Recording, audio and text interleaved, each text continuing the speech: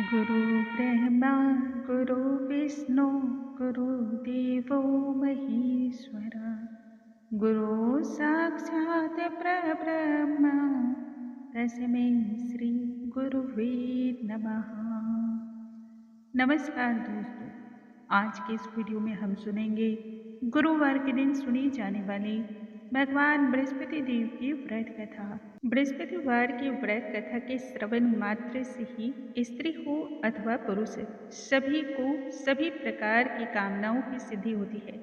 व्रत की कथा के श्रवण मात्र से ही व्यक्ति को धन धान्य ऐश्वर्य वैभव की प्राप्ति होती है। नेह संतान दंपति को पुत्र रत्न की प्राप्ति होती है। परिवार में सुख एवं शांति होती है। इसलिए सभी भक्तों को यह व्रत कथा अवश्य ही श्रवण करनी चाहिए। आइए भगवान बृहस्पति देव का जयकारा लगाते हुए आज की कथा को हम आरंभ करते हैं। बोलो भगवान बृहस्पति देव की जय, भगवान श्री विष्णु की जय। प्राचीन काल की बात है, भारतवर्ष में एक नृपति राजा राज्य किया करता था। वह राजा बड़ा ही प्रतापी तथा दानी था।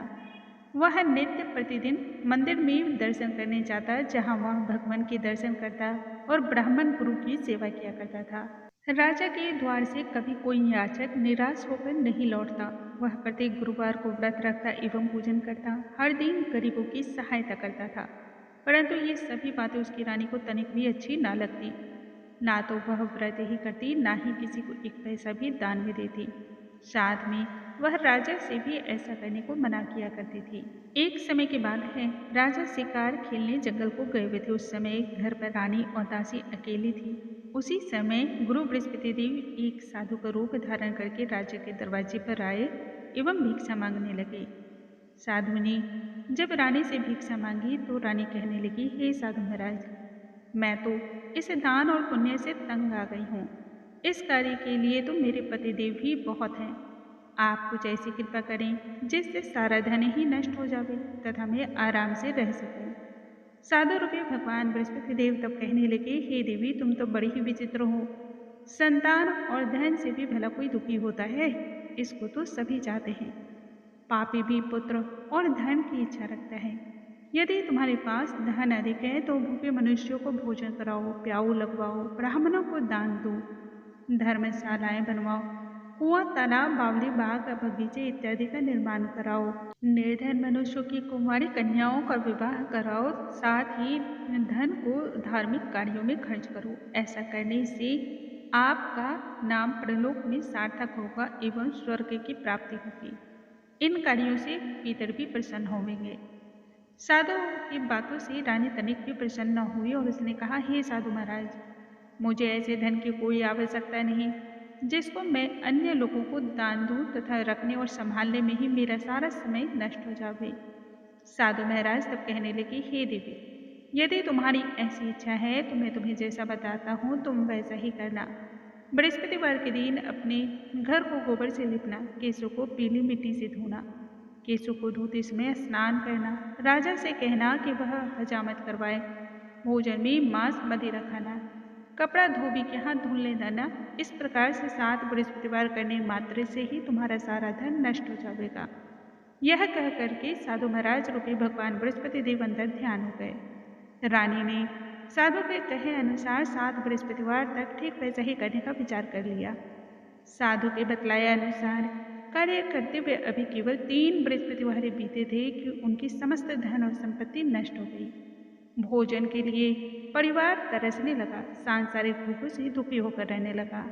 तब एक दिन राजा रानी से कहने लगा कि हे रानी, तुम यहाँ पर रहो, मैं दूसरे देश को जाता हूँ, क्योंकि यहाँ पर मुझे सभी मनुष्य जानते हैं। देश चोरी प्रदेश भीख बराबर है, इसलिए यहाँ कोई कार्य भी नहीं कर सकता। मैं प्रदेश जा रहा हूँ, वहाँ कोई काम धंधा करूँगा, शायद उससे हमारे भाग्य बदल जाए। इतना कहकर राजा प्रदेश चला गया। वह वहाँ जंगल से लकड़ियों को काट कर लाता, जिसे शहर में बेच करके अपने दुखी जीवन को बड़ी कठिनता से व्यतीत करने लगा। इधर राजा के बिना रानी और दासियां दुखी रहने लगी। किसी दिन भोजन मिलता और किसी किसी दिन तो जल पीकर ही दोनों रह जाती थी। एक समय रानी और दासी को 7 दिन बिना भोजन के व्यतीत हो गए। तब रानी ने अपनी दासी से कहा, हे दासी, यहाँ पास के ही नगर में मेरी बहन रहती है जो बड़ी धनवान है, तो उसके पास चली जा और वहाँ से 5 सेर बेझर मदद के लिए मांग कर ले आ, जिससे कुछ समय के लिए हमारा गुजर बसर हो जाएगा। दासी रानी की बहन के पास गई और उस समय रानी की बहन पूजा कर रही थी। बृहस्पतिवार का दिन था। दासी ने रानी की बहन से कई बार कहा कि हे रानी, मुझे आपकी बहन ने भेजा है, मुझे 5 सेर बेझर दे दो। परंतु रानी की बहन ने कोई उत्तर नहीं दिया, क्योंकि वह उस समय भगवान बृहस्पतिवार की व्रत कथा का श्रवण कर रही थी। जब दासी को रानी की बहन से कोई उत्तर नहीं मिला तो वह बहुत दुखी हुई। क्रोध में वह लौट आई और रानी से कहने लगी कि हे रानी, आपकी बहन तो बहुत ही धनी स्त्री है, वह तो छोटे मनुष्यों से बात भी नहीं करती। मैंने उससे अनेक बार कहा परंतु उसने कोई उत्तर नहीं दिया। तब मैं वापस चली आई। रानी तब कहने लगी, हे दासी, इसमें उसका कोई दोष नहीं है। जब बुरे दिन आते हैं तब कोई सहारा नहीं देता। अच्छे बुरे का पता तो विपत्ति में ही लगता है। जो ईश्वर की इच्छा होगी वही होगा। यह सब हमारे भाग्य का दोष है। उधर रानी की बहन ने सोचा कि मेरी बहन की दासी आई थी, परंतु मैं उससे कुछ न बोली। इससे वह बहुत दुखी हुई होगी। इसलिए कथा को सुन करके भगवान बृहस्पति देव का पूजन समाप्त करके वह बहन के घर आई और कहने लगी, हे बहन, मैं बृहस्पतिवार का व्रत कर रही थी जब तुम्हारी दासी हमारे घर गई थी, परंतु जब तक कथा होती है तब तक हम लोग ना तो उठते हैं और ना ही बोलते हैं, इसलिए मैं कुछ न बोली। कहो दासी क्यों गई थी? रानी की तब कहने लगी, हे बहन, हमारे घर अनाज का एक दाना भी नहीं है। वैसे तो तुमसे कोई बात छिपी नहीं है, इसी कारण मैंने दासी को तुम्हारे पास 5 सेर बेझर लेने के लिए भेजा था। रानी की बहन तब कहने लगी, हे बहन, देखो भगवान बृहस्पति देव सभी की मनोकामनाओं को पूर्ण करते हैं। शायद तुम्हारे घर में अनाज रखा हो। इतना सुनकर कि दासी घर के अंदर गई। वहाँ उसे सचमुच एक घड़ा बेझर भरा मिल गया, जिसे देखकर उसे बड़ी ही हैरानी हुई, क्योंकि उसने एक एक बर्तन अच्छी प्रकार से देख लिया था। बाहर आकर उसने रानी को बतलाते हुए कहा कि हे रानी, देखो, वैसे तो जब हमें अन्न नहीं मिलता तो हम रोज ही व्रत करते हैं। यदि इनसे व्रत की विधि और कथा पूछ ली जाए तो हम भी इस व्रत को किया करेंगे। इस तरह से दासी के कहने पर रानी ने अपनी बहन से भगवान बृहस्पतिवार व्रत के विषय में पूछा। इस पर उसकी बहन ने कहा कि हे रानी बहन, बृहस्पतिवार के दिन सूर्य उदय से पूर्व ही उठ करके स्नान इत्यादि करके फिर व्रत का संकल्प लेना चाहिए, लेकिन उस दिन अपने केशों को नहीं धोना चाहिए। बृहस्पतिवार के व्रत में चने की दाल मुनक्का से भगवान विष्णु का केले के वृक्ष की जड़ में पूजन करना चाहिए तथा दीपक जलाना चाहिए। उस दिन एक ही समय का भोजन ग्रहण करना चाहिए तथा भोजन पीले पदार्थ का ही करना चाहिए। व्रत की कथा का श्रवण करना चाहिए। ऐसा करने मात्र से ही गुरु भगवान प्रसन्न होते हैं, अन्न पुत्र धन देते हैं, मनोकामनाओं को पूर्ण करते हैं। व्रत तथा पूजन की विधि को बतला करके रानी की बहन अपने घर लौट गई। रानी और दासी दोनों ने निश्चय किया कि भगवान बृहस्पति देव का पूजन वह अवश्य ही करेंगे। 7 दिन बाद जब बृहस्पतिवार का दिन आया तब उन्होंने व्रत रखा। घुड़साल में जाकर के चना तथा गुड़ बीन करके ले आई तथा उसकी दाल से केले की जड़ तथा भगवान बृहस्पति देव का पूजन किया। परंतु पीला पूजन कहाँ से आवे, दोनों बड़ी दुखी हुई। उन्होंने व्रत किया था, इसी कारण भगवान बृहस्पति देव प्रसन्न थे। एक साधारण व्यक्ति के रूप में वे 2 थालों में सुंदर पीला भोजन लेकर आए। दासी को देते हुए कहने लगे, हे दासी, यह भोजन तुम्हारे और रानी के लिए है, तुम दोनों ही इसे करना। दासी भोजन पाकर बड़ी प्रसन्न हुई और रानी से कहने लगी, हे रानी जी, भोजन कर लेते हैं। रानी को भोजन के आने के विषय में कुछ न पता था, इसलिए वह दासी से कहने लगी कि जा तो ही भोजन कर ले, क्योंकि तू तो हमारी व्यर्थ में हंसी उड़ाती है। दासी कहने लगी, एक महात्मा व्यक्ति हम दोनों के लिए अलग अलग थालों में पीला भोजन दे गया है, इसलिए हम और आप दोनों साथ साथ भोजन करेंगे। दोनों ने गुरु भगवान को नमस्कार किया और भोजन प्रारंभ किया। उसके बाद से वे प्रत्येक बृहस्पतिवार को गुरु भगवान का व्रत और पूजन रखने लगी। बृहस्पति भगवान की कृपा से उनके पास फिर से धन हो गया, परंतु रानी फिर पहले की तरह ही आलस्य करने लगी। तब दासी कहने लगी, हे रानी, तुम पहले भी इसी प्रकार आलस्य करती थी। धन को रखने में तुम्हें बड़ा ही कष्ट होता था। इसी कारण सभी धन नष्ट हो गया है। अब गुरु भगवान की कृपा से हमें धन मिला है तो तुम्हें फिर आलस्य होता है। बड़ी ही मुसीबतों के बाद हमने यह धन पाया है, इसलिए हमें दान पुण्य करना चाहिए।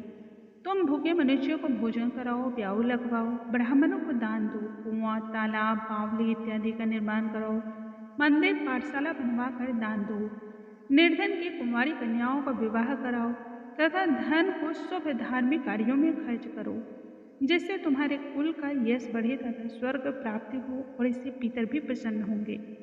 तब दास की बातें मान करके रानी इसी प्रकार के कर्म करने प्रारंभ किए, जिससे उसका काफी यश फैलने लगा। एक दिन की बात है, रानी और दासी आपस में विचार करने लगी कि ना जाने राजा किस दशा में होंगे, उनकी कोई खोज खबर भी नहीं है। गुरु भगवान से उन्होंने प्रार्थना की और भगवान ने रात्रि में राजा को स्वप्न में कहा, हे राजा, उठ, तेरी रानी तुझको याद करती है, अब अपने देश को लौट जा। जब राजा प्रातःकाल उठा और जंगल से लकड़ियां काटकर लाने के लिए वह चल पड़ा, तब जंगल से गुजरते हुए वह सोचने लगा कि रानी की गलती से उसे कितने दुख भोगने पड़े। राजपाट छोड़कर उसे जंगल में आ करके रहना पड़ा। जंगल से लकड़ियां काट कर उन्हें बेच करके अपने जीवन का गुजारा करना पड़ा। ठीक उसी समय उस जंगल में भगवान बृहस्पति देव एक साधु का रूप धारण कर आए और राजा के पास आकर कहने लगे, हे लकाहरे, तुम इस सुनसान जंगल में किस चिंता में बैठे हो, मुझे बतलाओ। यह सुन राजा के नेत्रों में जल भर आया। साधु की वंदना करते हुए कहने लगा कि हे प्रभु, आप तो अंतर्यामी हो। इतना कहकर राजा ने साधु को अपनी संपूर्ण कथा सुना दी। महात्मा तो हृदय से दयालु होते हैं। वे राजा से कहने लगे कि हे राजा, तुम्हारी पत्नी ने भगवान बृहस्पति देव के प्रति अपराध किया था, जिसके कारण तुम्हारी यह दशा हुई है। अब तुम किसी भी प्रकार की चिंता मत करो, भगवान तुम्हें पहले से अधिक धन देंगे। देखो, तुम्हारी पत्नी ने भगवान बृहस्पति देव का व्रत प्रारंभ कर दिया है। अब तुम भी भगवान बृहस्पति देव का व्रत करके चने की दाल, गुड़ जल को लोटे में डाल करके केले के वृक्ष की जड़ की पूजा करो। फिर व्रत कथा सुनो या फिर कहो, भगवान तुम्हारी सभी कामनाओं को अवश्य ही पूर्ण करेंगे। साधु को प्रसन्न देखकर राजा कहने लगा, हे प्रभु, मुझे लकड़ी को बेच करके इतना पैसा नहीं मिल पाता जिससे भोजन करने को उपरांत कुछ बचा सकूं। मैंने रात्रि में अपनी रानी को व्याकुल देखा है। मेरे पास तो कोई साधन भी नहीं जिससे यह भी समाचार जान सकूं, और फिर मैं बृहस्पति देव की क्या कहानी कहूँ, मुझको तो कुछ भी मालूम नहीं है। साधु ने तब कहा कि हे राजा, तुम किसी बात की चिंता मत करो। बृहस्पतिवार के दिन तुम रोजाना की तरह ही लकड़ियां लेकर के नगरी में जाओ। उस दिन तुम्हें रोज से दुगनी धन की प्राप्ति होगी, जिससे तुम भली भांति भोजन भी कर लोगे तथा बृहस्पति देव की पूजा का सामान भी आ जाएगा। और जहाँ तक भगवान बृहस्पति देव की व्रत कथा की बात है, तो वह इस प्रकार से है। बोलो भगवान बृहस्पति देव की जय। प्राचीन काल की बात है, एक बड़ा ही निर्धन ब्राह्मण दंपति था। उनके कोई भी संतान न थी। वह नित्य पूजा पाठ करता, परंतु उसकी स्त्री बहुत ही मलिनता के साथ अपने जीवन को व्यतीत करती। ना ही वह स्नान करती, ना ही किसी देवी देवता की आराधना करती। प्रातःकाल उठते ही सर्वप्रथम पूजन करती, बाद में किसी अन्य कार्य को करती थी। ब्राह्मण देवता स्त्री के स्वभाव से बड़े ही दुखी रहा करते थे। पत्नी को बहुत समझाते, किंतु उसका कोई परिणाम ना निकला। भगवान की कृपा से ब्राह्मण की स्त्री को कन्या रूपी रत्न उत्पन्न हुई। वह कन्या अपने पिता के घर में चंद्रमा की भांति बढ़ने लगी। वह बालिका प्रातःकाल स्नान करते ही भगवान विष्णु का जप करती। बचपन से ही भगवान बृहस्पतिवार का व्रत भी रखने लगी। पूजा पाठ समाप्त करके जब पाठशाला जाती तो मुट्ठी में जौ भर कर ले जाती। उसे वह पाठशाला जाने के मार्ग में डालती जाती। वही जौ स्वर्ण के हो जाते तो लौटते समय उन्हें बीन कर वह घर ले आती थी। एक दिन की बात है, वह बालिका सूप में उन सोने के जौओं को फटक कर साफ कर रही थी। तभी उसकी माँ ने देख लिया और कहा, हे बेटी, सोने के जौ को फटकने के लिए सोने का सूप भी होना चाहिए। दूसरे दिन गुरुवार था। कन्या ने व्रत रखा और भगवान बृहस्पति देव से प्रार्थना करते हुए कहा, हे प्रभु, यदि मैंने आपकी पूजा सच्चे मन से की हो तो मुझे सोने का सूप दे दो। भगवान बृहस्पति देव ने कन्या की प्रार्थना को स्वीकार कर लिया। रोजाना की तरह वह कन्या जौ फैलाते हुए पाठशाला चली गई। जब पाठशाला से लौटकर वह जौ पीन रही थी तो भगवान बृहस्पति देव की कृपा से उसे सोने का सूप मिला। उसे वह घर ले आई और उसी से जौ को साफ करने लगी, परंतु उसकी माँ का तो वही ढंग रहा। एक दिन की बात है, वह कन्या सोने के सूप में जौ को फटक कर साफ कर रही थी। उस समय उस नगर का राजकुमार वहां से होकर निकला। इस कन्या के रूप और सोने के सूप में जौ को साफ करते हुए देख करके वह उस कन्या पर मोहित हो गया। राजमहल आकर गई। वह अन्न और जल को त्याग करके उदास होकर लेट गया। राजा को जब राजकुमार के द्वारा अन्न जल त्यागने का समाचार ज्ञात हुआ तो मंत्रियों के साथ वह अपने पुत्र के पास आए और कहने लगे, ये बेटा, तुम्हें किस बात का कष्ट है? क्या किसी ने तुम्हारा अपमान किया है अथवा कोई अन्य कारण है? सो मुझे बतलाओ, मैं वही कार्य करूंगा जिससे तुम्हें प्रसन्नता हो। राजकुमार ने पिता की बातों को सुनते हुए कहा कि हे पिताजी, मुझे आपकी कृपा से किसी बात का दुख नहीं है, ना ही किसी ने मेरा अपमान किया है, परंतु मैं उस लड़की के साथ विवाह करना चाहता हूँ जो सोने के सूप में जौ को साफ कर रही थी। यह सुन राजा आश्चर्य में पड़ गया और कहने लगा, हे बेटा, इस तरह की कन्या का पता तो तुम ही लगाओ, मैं उसके साथ तुम्हारा विवाह अवश्य ही करवा दूंगा। राजकुमार ने राजा को तब उस लड़की के घर का पता बतलाया और मंत्री उस लड़की के घर गया। राजा का आदेश ब्राह्मण देवता को सुनाया। इस तरह से कुछ ही दिनों बाद ब्राह्मण की कन्या का विवाह राजकुमार के साथ विधि पूर्वक संपन्न हो गया। कन्या के घर से जाते ही उस ब्राह्मण देवता के घर में पहले की ही भांति गरीबी का निवास हो गया। अब तो भोजन के लिए अन्न भी बड़ी मुश्किल से मिलता था। एक दिन दुखी होकर ब्राह्मण देवता पुत्री से मिलने गया। तब बेटी ने पिता की दुखी अवस्था को देखकर माँ का समाचार पूछा। ब्राह्मण ने जब सभी हाल कहा तब कन्या ने बहुत सारा धन देकर के पिता को विदा कर दिया। इस तरह से ब्राह्मण का कुछ समय सुखपूर्वक व्यतीत हुआ, लेकिन कुछ दिनों बाद फिर वही हाल हो गया। ब्राह्मण फिर अपनी कन्या के यहाँ गया और सभी हाल कहा। तब पुत्री कहने लगी, हे पिताजी, आप माता जी को यहाँ लिवा लाओ, मैं उन्हें वह विधि बतला दूंगी जिससे सदा सदा के लिए गरीबी दूर हो जावे।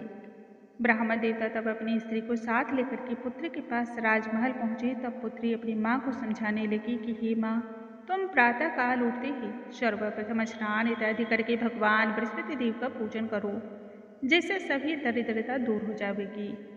परंतु उसकी माँ ने पुत्री की एक भी बात का मान न रखा और प्रातःकाल उठते ही बचा हुआ जूठन खा लिया। एक दिन इस बात से पुत्री को बहुत अधिक गुस्सा आया। रात को एक कोठरी से सारा सामान निकाल करके उसमें माँ को बंद कर दिया। प्रातःकाल उसमें से निकाला तथा स्नान आदि करा के पूजा पाठ करवाया तो उसकी माँ की बुद्धि भी ठीक हो गई। फिर वह नियम से पूजा पाठ करती और प्रत्येक बृहस्पतिवार को व्रत रखने लगी। इस व्रत के प्रभाव से माँ बहुत अधिक धनवान हो गई और भगवान बृहस्पति देवता के प्रभाव से स्वर्ग को गई। वह ब्राह्मण देवता भी सुखपूर्वक इस लोक के सभी सुखों को भोग करके स्वर्ग को प्राप्त हुए। इस तरह से कहानी कहकर साधु देवता वहां से अंतर ध्यान हो गए। धीरे धीरे समय व्यतीत होने पर फिर बृहस्पतिवार का दिन आया। राजा जंगल से लकड़ी काट करके उसे अन्य नगरी में बेचने गया, जहां उसे उस दिन अन्य दिनों से अधिक धन मिला। राजा ने चना गुड़ आदि ला करके भगवान बृहस्पतिवार का व्रत किया। उस दिन से राजा के सभी क्लेश दूर हो गए। परंतु जब अगला गुरुवार का दिन आया तब वह बृहस्पतिवार का व्रत करना ही भूल गया, जिससे भगवान बृहस्पति देव नाराज हो गए। ठीक उसी दिन उस नगरी के राजा ने विशाल यज्ञ का आयोजन रखा था तथा अपने समस्त राज्य में यह घोषणा करवा दी थी कि कोई भी मनुष्य अपने घर में न भोजन बनावे न ही आग जलावे। समस्त लोग मेरे यहाँ ही भोजन करने आवेंगे और जो इस आज्ञा को ना मानेगा उसको फांसी की सजा दी जाएगी। राजा की आज्ञा अनुसार राज्य के सभी वासी राजा के भोज में सम्मिलित हुए, लेकिन लकाहारा कुछ देर से पहुंचा, इसलिए राजा उसके अपने साथ महल में ले गए। जब राजा लकाहारे को भोजन करा रहे थे तो रानी की दृष्टि उसी खूंटी पर जा पड़ी जिस पर उसका सोने का हार लटका हुआ था। जब उसे हार खूंटी पर लटका दिखाई नहीं दिया तब उसने निश्चय कर लिया कि मेरा हार इसी लकाहारे ने चुरा लिया है। उसी समय सैनिकों को बुलवा करके उसको कारागार में डलवा दिया। जब लकाहारा कारागार में पड़ गया तो दुखी होकर विचार करने लगा, न जाने कौन से पूर्व जन्म के कर्म से मुझे यह दुख प्राप्त हुआ है। और उसी साधु को याद करने लगा जो उसे जंगल में मिला था। तत्काल ही भगवान बृहस्पति देव साधु के रूप में प्रकट हो गए एवं उसकी दशा को देखकर कहने लगे, अरे मूर्ख, तूने भगवान बृहस्पति देवता की व्रत कथा नहीं कही, इसी कारण तुझे दुख प्राप्त हुआ है। अब तू किसी भी प्रकार की चिंता मत कर। बृहस्पतिवार के दिन जेल खाने के दरवाजे पर तुझे 4 पैसे पड़े मिलेंगे, उनसे तू भगवान बृहस्पति देव की पूजा करना, तब तेरे सभी कष्ट दूर हो जाएंगे।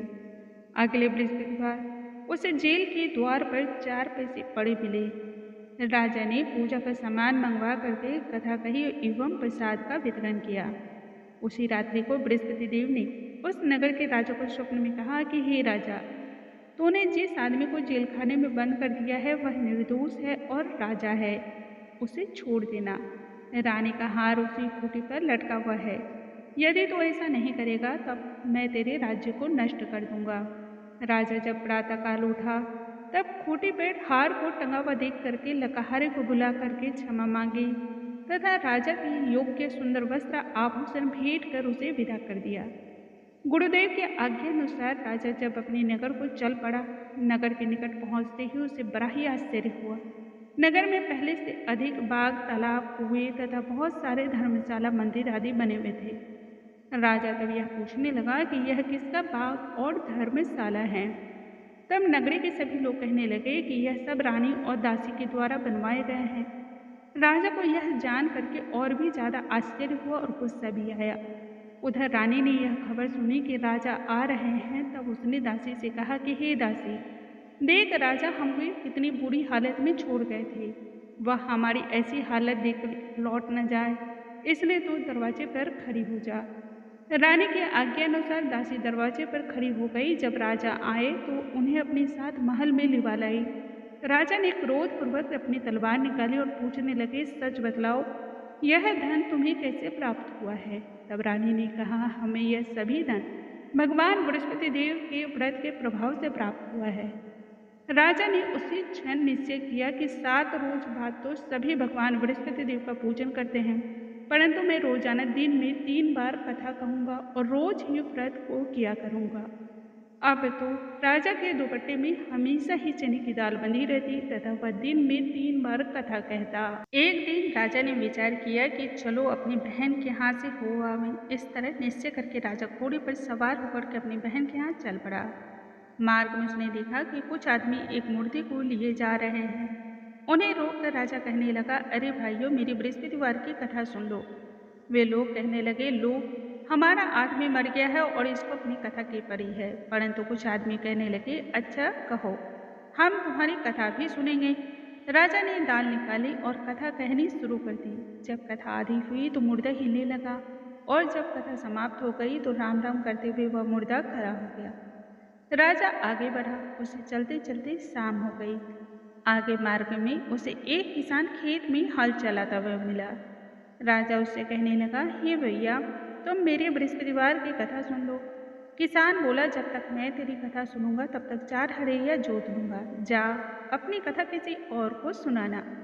राजा वहां से आगे की ओर चल पड़ा। राजा का हटना था कि बैल पछाड़ खाकर गिर पड़े तथा किसान के पेट में बहुत जोरों से दर्द होने लगा। उसी समय किसान की माँ रोटी लेकर आई। उसने जब पुत्र का यह हाल देखा तो सभी हाल पूछा और बेटे ने सभी हाल कह दिया। बुढ़िया दौड़ी दौड़ी घुड़सवार के पास गई और उससे बोली, मैं तेरी कथा सुनूंगी, तू अपनी कथा मेरे खेत पर ही चलकर कहना। राजा ने लौटकर बुढ़िया के खेत पर जाकर कथा कही, जिसको सुनते ही बैल उठ खड़ा हुए तथा किसान के पेट का दर्द भी बंद हो गया। राजा अपनी बहन के घर जब पहुंचा तो बहन ने भाई की खूब मेहमानी की। दूसरे रोज राजा प्रातः काल जब जगा तो यह देखने लगा कि सभी लोग भोजन कर रहे हैं। राजा ने अपनी बहन से पूछा कि कोई ऐसा मनुष्य नहीं है जिसने भोजन ना किया हो, जो मेरे बृहस्पतिवार की कथा सुन ले। तब बहन कहने लगी, हे भैया, यह देश ही है ऐसा है, पहले यहाँ के लोग भोजन करते हैं, बाद में किसी अन्य कार्य को करते हैं। यदि कोई पड़ोस में हो तो मैं देख कर आती हूँ। ऐसा कहकर वह पड़ोस में देखने चली गई, परंतु उसे ऐसा कोई व्यक्ति नहीं मिला जिसने भोजन ना किया हो। अतः वह एक कुम्हार के घर गई जिसका लड़का बीमार था। उसे मालूम हुआ कि उसके यहाँ 3 दिन से किसी ने भोजन नहीं किया है। रानी ने अपने भाई की कथा सुनने के लिए तब कुम्हार से कहा और कुम्हार तैयार हो गया। राजा ने जाकर के बृहस्पतिवार की कथा कही, जिसको सुनते ही उसका लड़का ठीक हो गया। अब तो राजा की खूब प्रशंसा होने लगी। एक दिन राजा ने अपनी बहन से कहा कि हे बहन, मैं अपने घर को जाऊंगा, तुम भी तैयार हो जाओ। राजा की बहन ने अपने सास से भाई के साथ जाने की आज्ञा मांगी। तब सास कहने लगी, चली जा, परंतु अपने लड़कों को साथ मत ले जाना, क्योंकि तेरे भाई की कोई संतान ना होती है। बहन ने तब अपने भाई से कहा कि हे भैया, मैं तो चलूंगी, परंतु कोई बालक नहीं जावेगा। राजा कहने लगा, जब कोई बालक नहीं जावेगा तब तुम ही जाकर के क्या करोगी। इस तरह से बड़े ही दुखी मन से राजा अपनी नगरी को लौट आया और राजा अपनी रानी से कहने लगा कि हम निसंतान हैं, इसलिए कोई हमारे घर आना पसंद नहीं करता। इतना कह करके वह बिना भोजन आदि किए ही सैया पर लेट गया। रानी तब कहने लगी, हे प्रभु, बृहस्पति देव ने हमें सब कुछ दिया है, वे हमें संतान भी अवश्य देंगे। उसी रात बृहस्पति देव ने राजा को स्वप्न में दर्शन देते हुए कहा कि हे राजा, उठ, सभी सोचों को त्याग दे, तेरी रानी गर्भवती है। यह सुनते ही राजा बहुत प्रसन्न हुआ। 9वें महीने में रानी के गर्भ से एक सुंदर पुत्र पैदा हुआ। तब राजा ने अपनी रानी से कहा कि हे रानी, जब मेरी बहन आवे तो तुम मुझसे कुछ मत कहना। रानी ने अच्छा कह दिया। उधर जब राजा की बहन ने यह शुभ समाचार सुना तो बहुत खुश हुई तथा बधाई लेकर के अपने भाई के यहाँ आई। तभी रानी ने कहा, घोड़ा चढ़कर नहीं आई, गधा चढ़ी आई। राजा की बहन तब कहने लगी, भाई, मैं इस प्रकार ना कहती तो तुम्हें औलाद कैसे मिलती। भगवान बृहस्पति देव ऐसे ही हैं, जैसे जिसके मन में जो कामनाएं रहती हैं सभी को वो पूर्ण करते हैं। जो सद्भावना पूर्वक भगवान बृहस्पति देव का व्रत करता है एवं कथा पढ़ता या सुनता है या फिर दूसरों को सुनाता है, भगवान बृहस्पति देव उसकी सभी मनोकामनाओं को पूर्ण करते हैं एवं उनकी रक्षा करते हैं। जो संसार में सद्भावना को सच्चे हृदय से भगवान बृहस्पति देव का पूजन करते हैं, उनकी सभी मनोकामनाएं ठीक उसी प्रकार से पूर्ण होती हैं। जैसे रानी और राजा ने भगवान बृहस्पति देव की कथा का गुणगान किया तो उनकी सभी इच्छाएं भगवान बृहस्पति देव ने पूर्ण की थी। इसलिए मनुष्य को हृदय से उनका मनन करते हुए जय जयकार बोलना चाहिए। बोलो भगवान बृहस्पति देव की जय, भगवान विष्णु की जय।